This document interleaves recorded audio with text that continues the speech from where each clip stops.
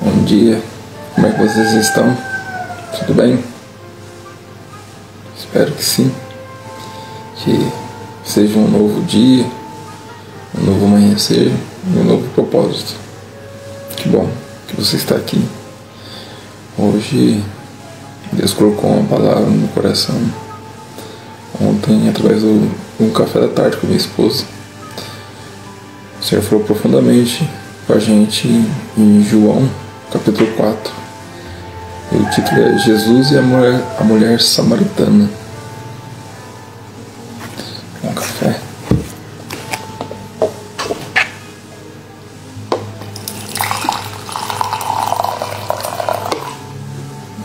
Café. Vitamina.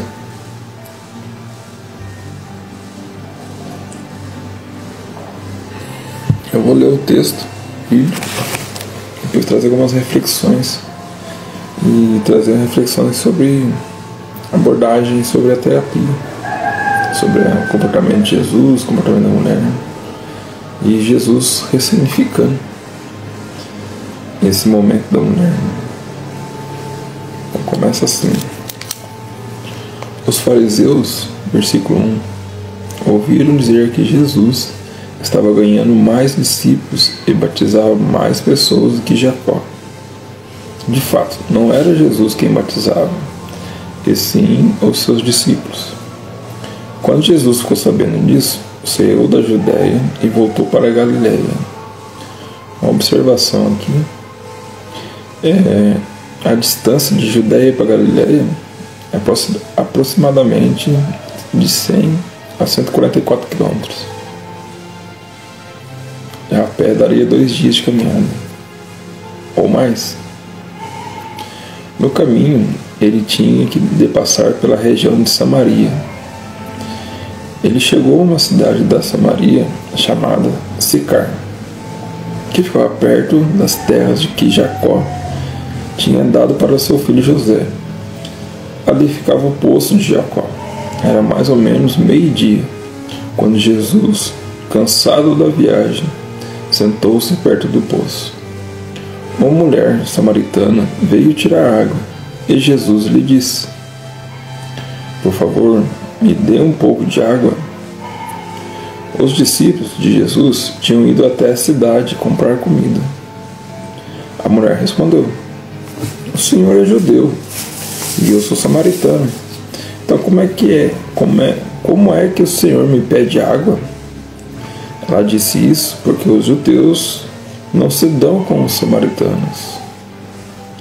Então Jesus disse: se você soubesse o que Deus pode dar e quem é que está lhe pedindo água, você pediria e ele daria a água da vida.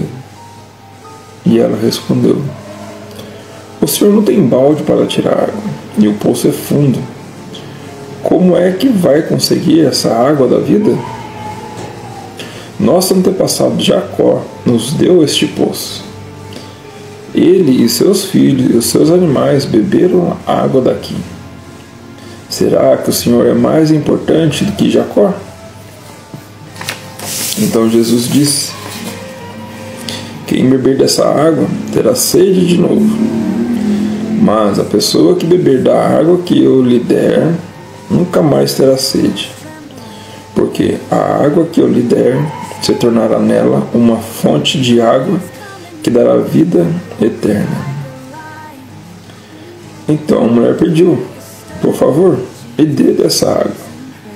Assim eu nunca mais terei sede e não precisarei mais vir aqui buscar água.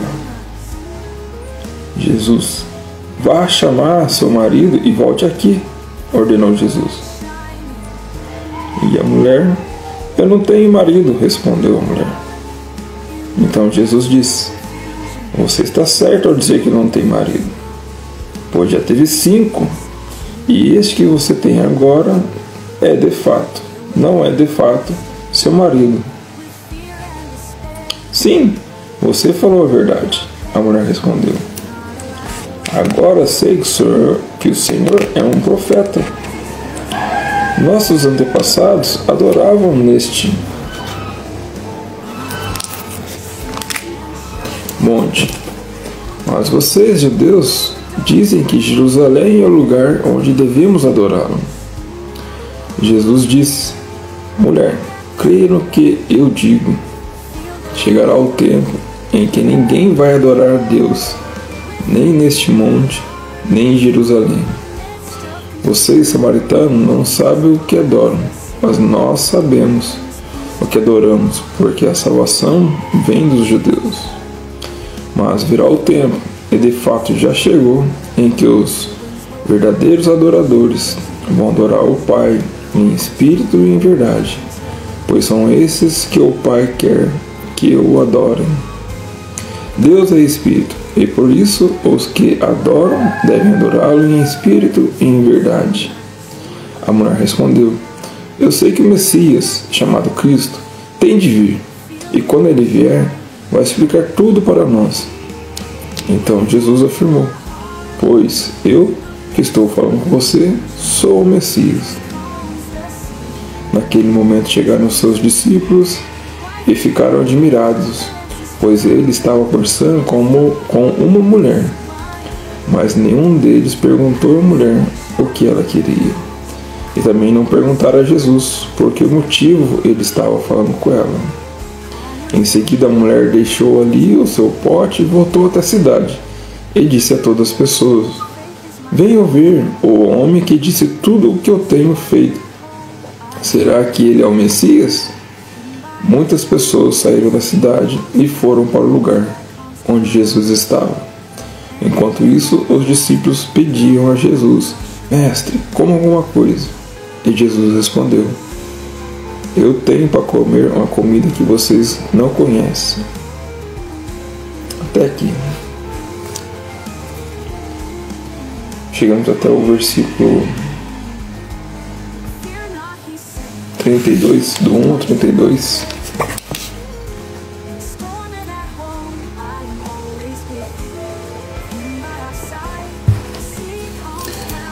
Jesus, de fato, em toda a história bíblica a gente tem relatado por João, por Marcos, por Mateus, depois vem Paulo falando também de Jesus, Pedro.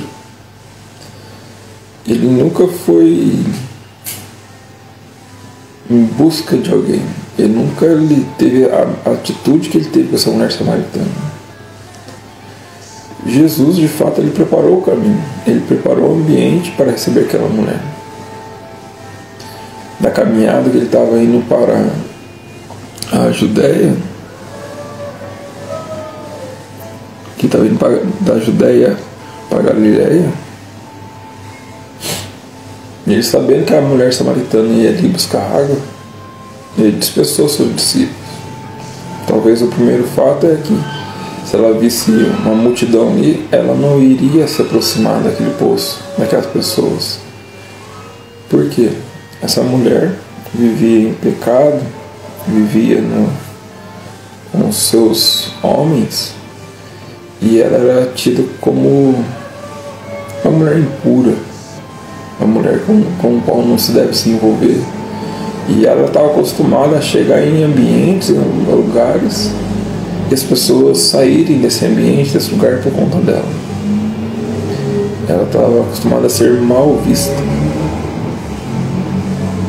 E se ela visse aquela multidão no poço, ela não ia chegar, porque ela estava ferida, machucada. Ela ia voltar uma outra hora. E por que ela chega lá meio-dia, né? A Bíblia ela enfatiza esse horário, né? Porque naquele lugar, naquele caminho, esse Sicar, como aqui na nossa cidade, no nosso ambiente, meio-dia é o horário que o sol está mais quente. E ninguém buscava meio-dia.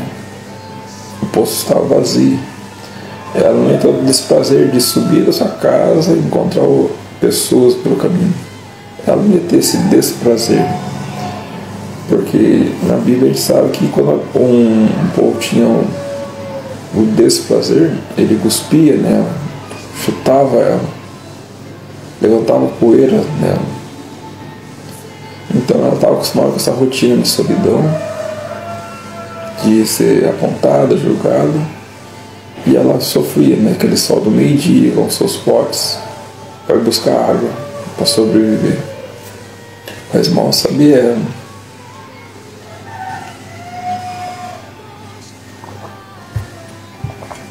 que a água que ela estava buscando era uma água limitada, né? Mal sabia ela que aquilo com quem ela se envolvia em busca de prazer não era o prazer.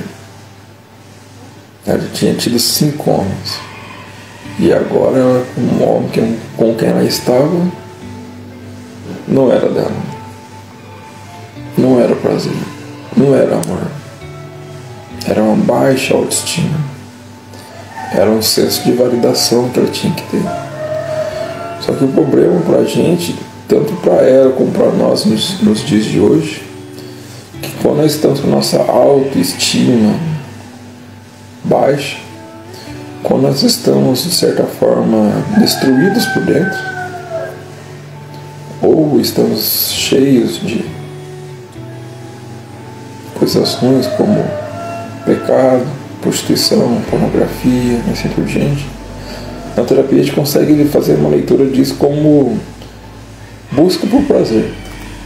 E o prazer pode ser uma cocaína, pode ser uma maconha, pode ser uma bebida alcoólica, pode ser o cigarro, pode ser o sexo, pode ser qualquer outra coisa. A informação que vem para a nossa cabeça é busca por prazer. É despertar essa dopamina, né? O senso. Sabemos também que todo excesso esconde uma falta, né? Pessoas que hoje têm uma vida mais estável e quando é olhado no seu guarda-roupa tem ali seus 30, 40, 60 pares de sapato. É um excesso. A pessoa só tem 2 pés.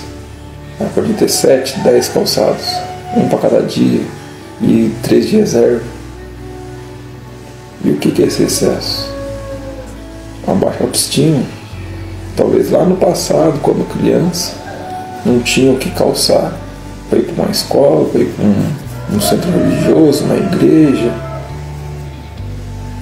Ou em algum momento ela foi apontada, indo com aquele tênis, com aquela sandalinha, com a chinelinha, tudo simplesinho, para algum local. E as pessoas olhando e apontando: nossa, olha lá o pé, caipira, olha a caipira, olha o pobre. E aquilo ali abre uma ferida. Sabemos que trauma é todo e qualquer ambiente externo, agente externo que vem nos ferir. Eu posso quebrar o dedo, pá. Isso é um trauma, é um agente externo que quebrou meu dedo. Mas eu posso ser ridicularizado, nas palavras de hoje, bullying. As pessoas podem fazer bullying comigo 1, 2, 3, 4 vezes. A primeira vez é um trauma, eu não aceito. A segunda vez eu já viro bullying. E aí por diante vira uma traumatização. Então hoje no presente vivemos muito mais com nossos traumas, com essas traumatizações, somatizando isso em nosso corpo.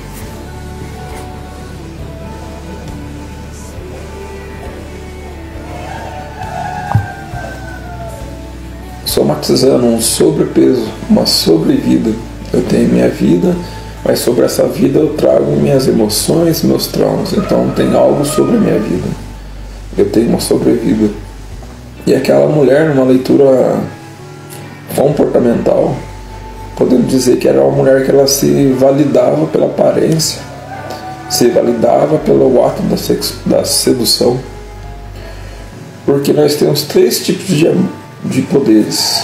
Temos o ágape, temos o eros e o fraternus. O ágape é isso que a gente está vendo de Jesus. É o amor condicional, se colocar no lugar da pessoa, olhar para ela diretamente nos olhos e não ver dor, não ver aparência, não ver cheiro, não ver mau hálito, não. Esse é o ágape. É amor de mãe pelo filho, é o amor doador. O Eros, ele é mal interpretado, mas o Eros bem pode ser chamado de erótico. O amor Eros é o que faz a gente se levantar todo dia. É a força, é a ação, é a produção. E se não bem canalizado, se não bem centralizado, ele pode ir para o erótico, ele pode ir para a sexualidade.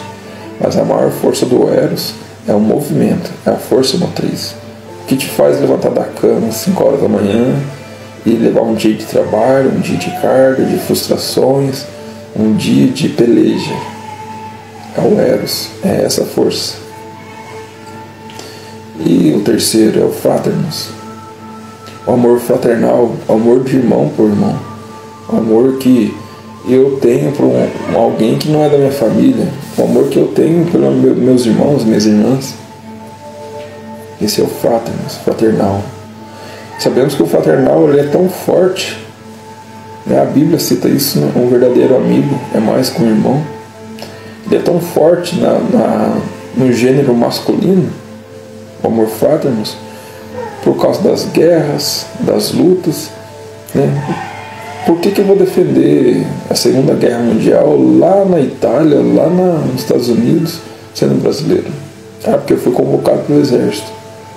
E quando esse povo chegou lá, eles não estavam mais defendendo a Itália, eles estavam se protegendo, defendendo um ao outro, um homem ao outro. E o brasileiro se destacou nessa força expedicionária brasileira. É um exemplo do amor fraternal.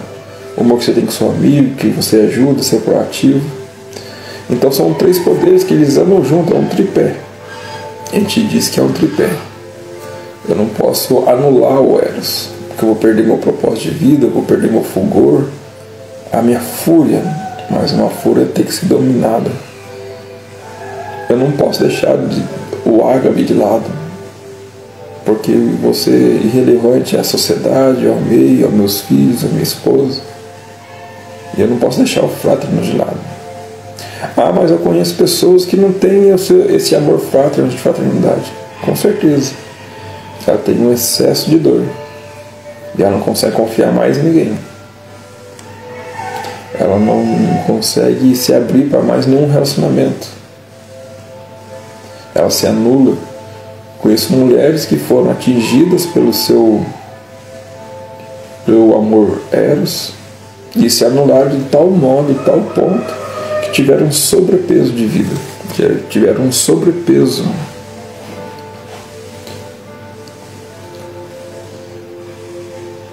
E hoje, qual é o nosso passado? Jesus, ele não falou com um erro daquela mulher. A gente está falando de João 4.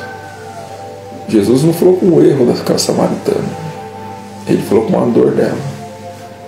Quando Jesus começou a anunciar para ela que se ela soubesse quem está pedindo água para ela, ela mesma ia pedir essa água para ele, e essa água era a água da vida, e ela não teria mais sede. Jesus está falando dos seus sentimentos, né? Ele está falando de dentro, né? Porque nós temos uma sede infinita, que não acaba, sobre validação, sobre ter um ganho. É uma sede que me faz levantar todo dia para trabalhar, é uma sede que me busca. Sabemos que o ser humano ele tem 3 poderes na vida dele. O primeiro é o instinto de sobrevivência. O segundo é o alimento, é se alimentar. E o terceiro é se validar. Ter a voz, a opinião validada.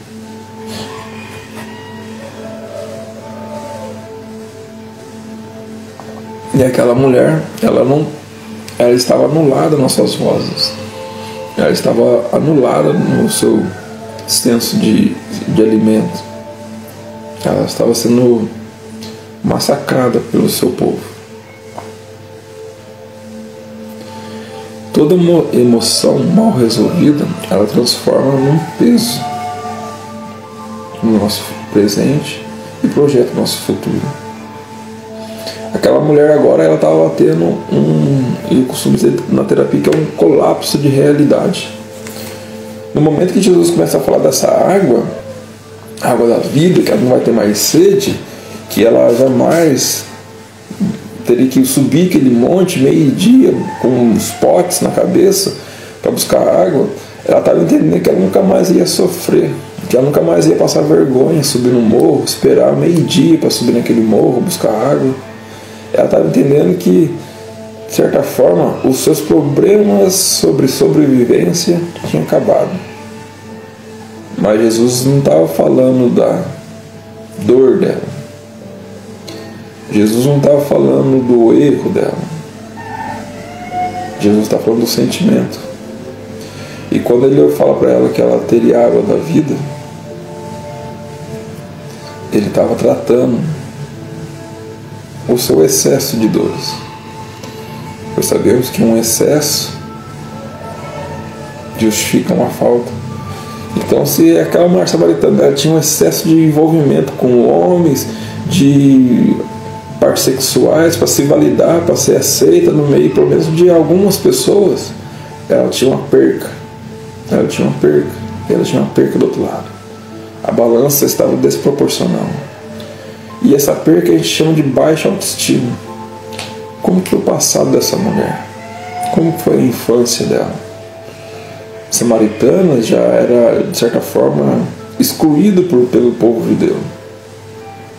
Mas essa mulher, será que ela foi abandonada e teve que aprender a sobreviver sozinha nas ruas?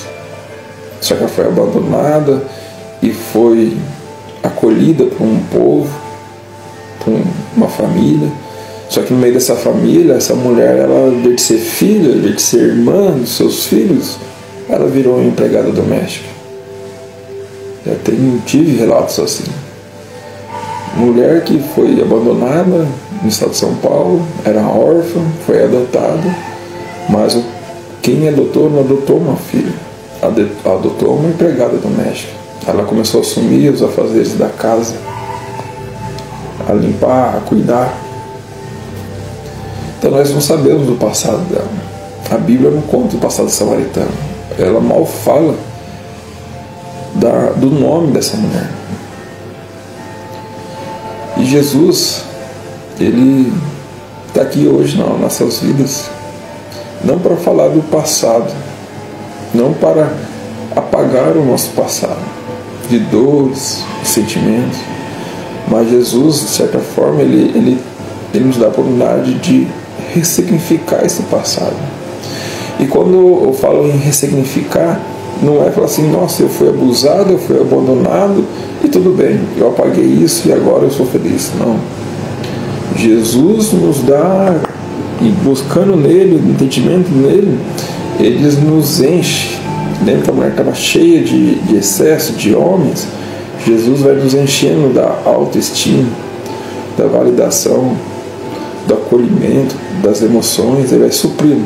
E quando eu já olho para aquela dor, aquela mulher olha para aquela dor, ela não sente mais medo, repulso, remorso. Esse é o Jesus que de hoje, que quer te ajudar, está me ajudando. Ele trabalha a minha autoestima. Porque se eu fui um dia abandonado por meus pais, se um dia me senti injustiçado, ele é o justo juiz. Ele é o cara que me fala assim, você agora não é mais meu servo, você é o meu irmão, eu sou teu pai. É isso que Jesus tem pra gente. E no verso 20 em diante, já os discípulos chegando próximo dela, ele fala para ela, então vai, chama seu marido. Ela fala, Senhor, eu não tenho marido. Ele falou, tá bom, você teve 5. O que você tem agora não é seu. Ele traz ela para a realidade. Quem é você? Olha a sua vida. O que você está fazendo com a sua vida? Qual é o seu propósito?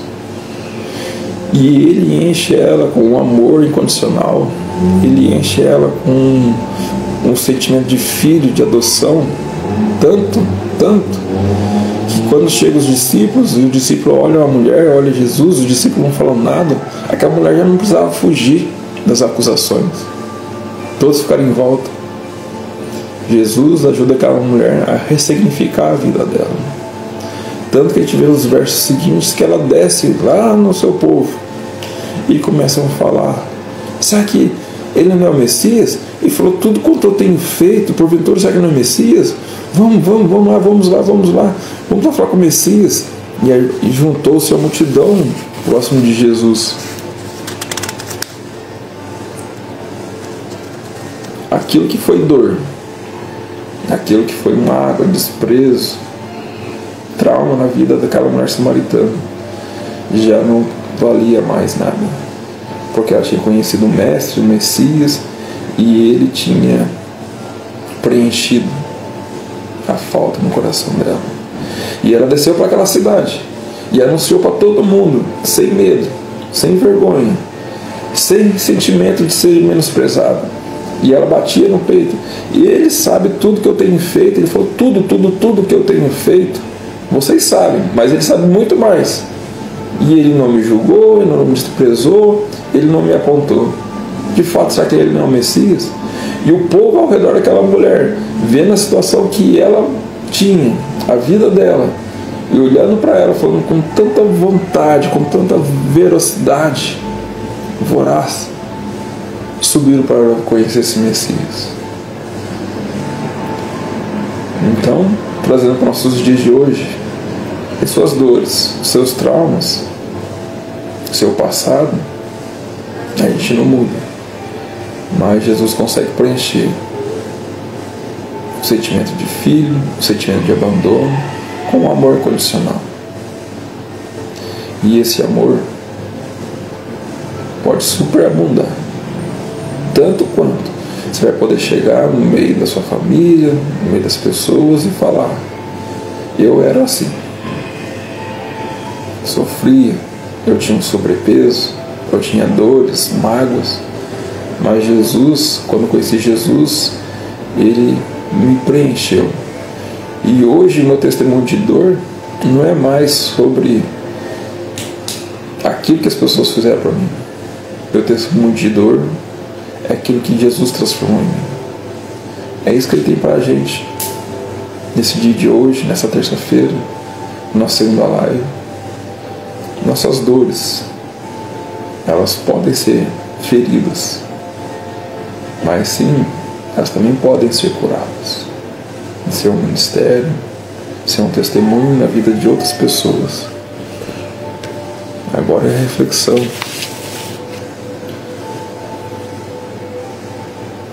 Na sua dor, você permite sem Jesus tratar, você permite se encontrar com Jesus, e através daquilo que te feriu, daquilo que trouxe esse sobrepeso para você, ser um testemunho de vida para outras pessoas.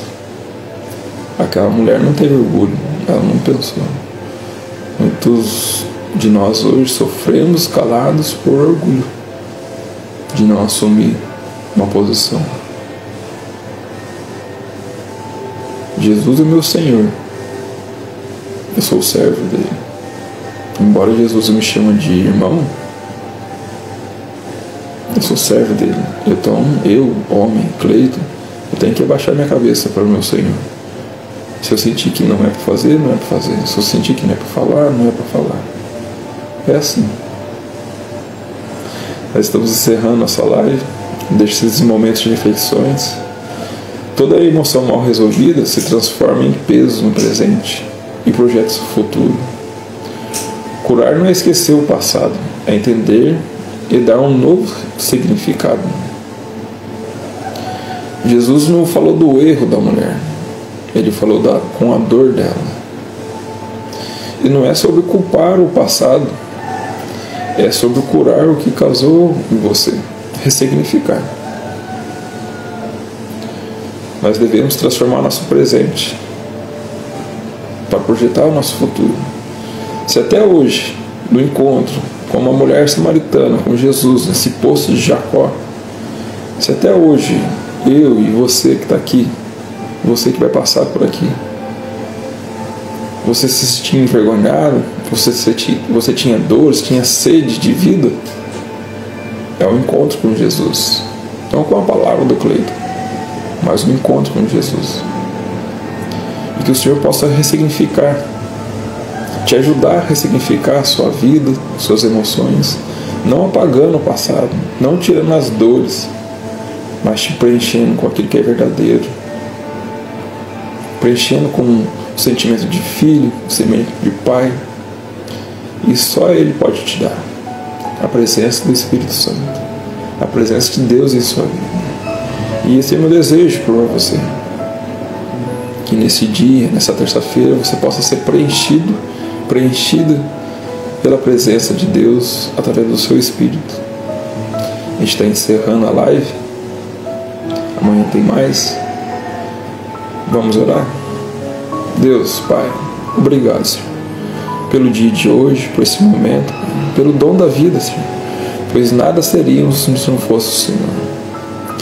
Papai, obrigado, Pai, por mais um encontro, por mais uma palavra que o Senhor vem nos dando, Senhor. E Pai, eu te peço por todos aqueles que estão aqui e aqueles que ainda vão passar, Pai, para assistir essa live, Senhor Deus, que seja ministrada do Senhor na vida dele, Pai, a tua palavra, a tua essência, a tua vida. Papai, temos sede, e nossa sede, Pai, nós buscamos, ó Pai, em prazeres do mundo, em validação do ego, em validação, Pai, de um status, de uma curtida no Instagram, na rede social. Mas, Pai, nós buscamos no poço errado. A nossa sede nunca é saciada, Pai. Pai, nos mostre o verdadeiro poço, o verdadeiro rios de água vida, Senhor. Nos ensina a caminhar não para fora, Senhor Deus, mas caminhar para dentro de nós mesmos e encontrar o Senhor, ó Pai. Aquele que jorra, Pai, abundantemente a água da vida, Senhor Deus. Que possamos ser saciados na nossa baixa autoestima, nas nossas dores, nas nossas emoções, ó Pai. Pai, abençoe cada homem e mulher que está aqui, que vai passar por aqui, Senhor Deus. Que possamos realmente saber quem é o Senhor nas nossas vidas, Senhor. E aquele, Pai, que não te conhece, que possa ter um encontro, como Jesus e a mulher samaritana. Pois sabemos que Jesus planejou esse encontro.